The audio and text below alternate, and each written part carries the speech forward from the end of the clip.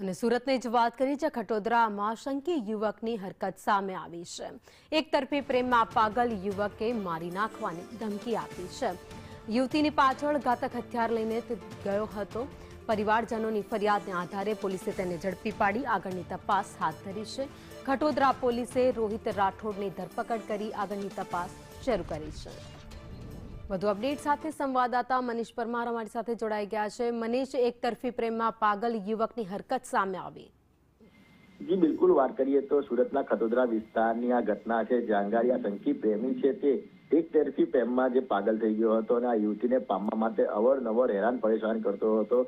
આ યુવતીની જ્યારે સગાઈ થઈ ગઈ હતી ત્યારે તેને ખબર પડી હતી ત્યારે એના ઘરે જ પહોંચી ગયો હતો અને મારામારી કરી હતી। યુવતીને ધક્કો પણ માર્યો હતો અને તેની છેડતી કરી હતી। સમગ્ર મામલે જે લોકો છે તે રોષે ભરાયા હતા અને પરિજનો પણ રોષે ભરાયા હતા। ત્યારે તેને ઠપકો આપ્યો હતો। ત્યારે બીજા દિવસે પણ આ યુવક છે તે ઘાતક હથિયાર લઈને આવ્યો હતો અને યુવતીને ધમકાવી હતી અને પ્રેમ સંબંધ રાખવા પર દબાણ કર્યું હતું।